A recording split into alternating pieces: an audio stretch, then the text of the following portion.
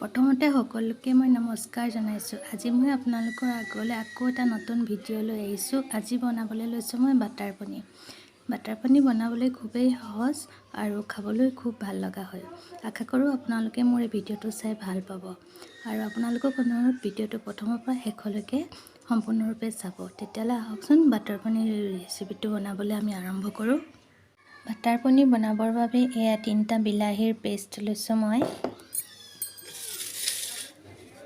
Tomato কেটচপ, জলকীয়া মিহি মিহিকৈ এইদৰে মই কুটি লৈছোঁ।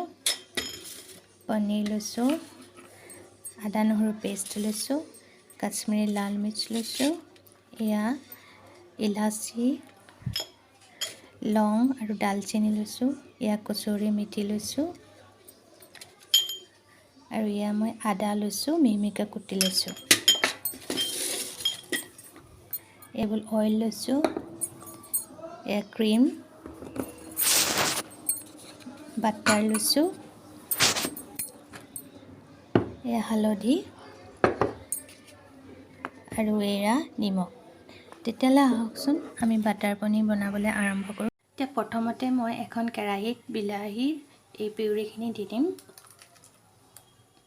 আৰু অকণমান ইয়াত পানী মিক্স কৰি দিম।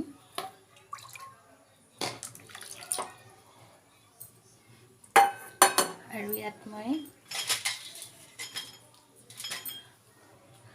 লং, ইলাচি আৰু ডালচেনি দিম।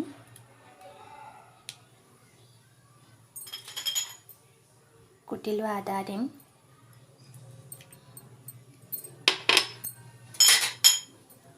আৰু জলকীয়া দিম আৰু 10 মিনিটৰ কাৰণে মই জুইৰ ওপৰত ৰাখি সিজিবলৈ দিম।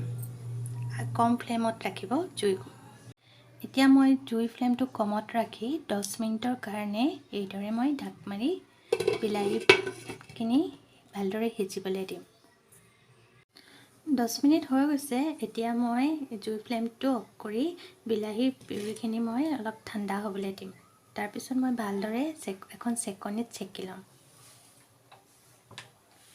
এতিয়া মই অলপ ঠাণ্ডা কৰি ল'ম।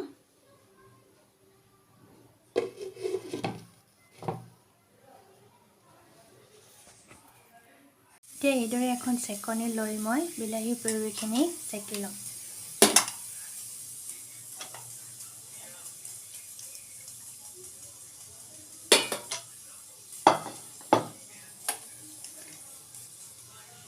এতিয়া কেৰাহীখন গৰম কৰি লৈ ইয়াত মই বাটাৰ দি দিম।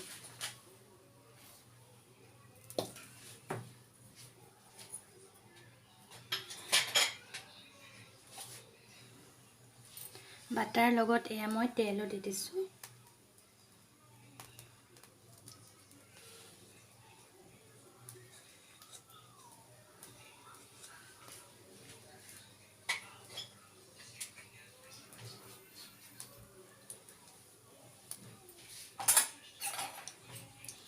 এতিয়া মই ইয়াত আদা নহৰু পেষ্ট দি দিম।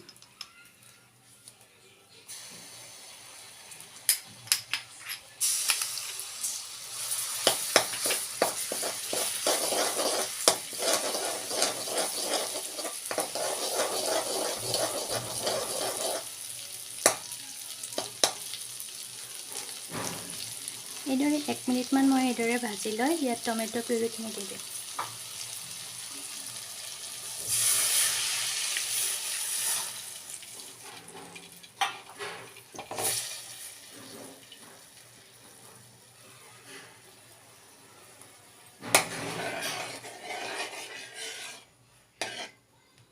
এতিয়া খুব ভালদৰে উতল আহিবলৈ দিব।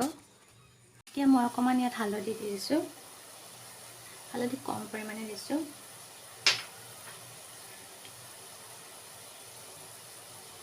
কাশ্মীৰী লাল মিৰ্চ মই আধা চামুচ দিছোঁ।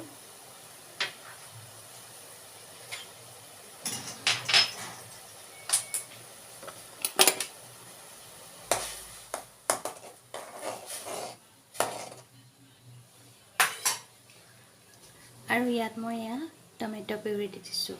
2 চামুচমান দি দিছোঁ।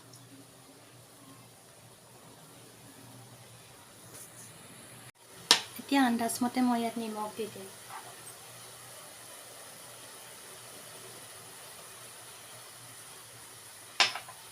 আৰু কচুৰি মিঠি অকণমান ছটিয়াই দিম ওপৰত।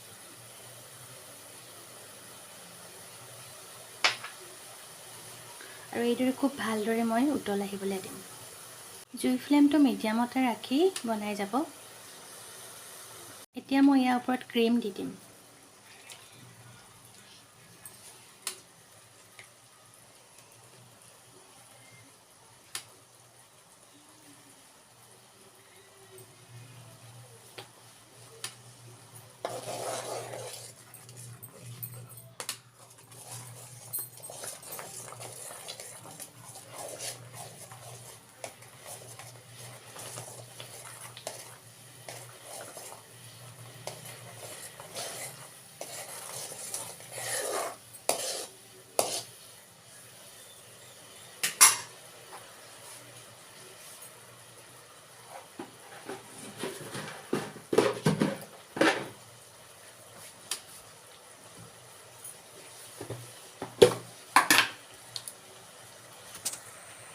এতিয়া মই ইয়াত আধা চামুচ চেনি দি দিছোঁ।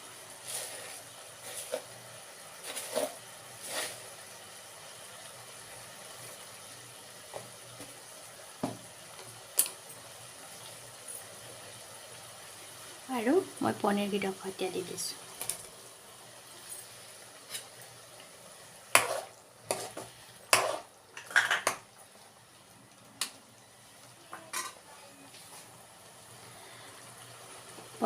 বাটাৰ পনীৰ হৈ গৈছে। এতিয়া আৰু খন্তেক সময় এইদৰে ৰাখি আপোনালোকে জুইৰ পৰা নমাই ৰাখিব পাৰিব। গ্ৰেভিটো অকণমান ডাঠ নিচিনা হ'লে আপোনালোকে জুইৰ পৰা নমাই ৰাখিব। বাটাৰ পনীৰ এইদৰে বনালে খাবলৈ খুব ভাল লগা হয়। আশা কৰোঁ আপোনালোকে মোৰ ভিডিঅ'টো চাই ভাল পাইছে। আৰু আপোনালোকে যদি ভাল পাইছে তেনেহ'লে কমেণ্ট কৰিবলৈ নাপাহৰিব। লগতে মোৰ চেনেলটো ছাবস্ক্ৰাইব কৰিব, লগতে লাইক আৰু শ্বেয়াৰো কৰিব। ধন্যবাদ।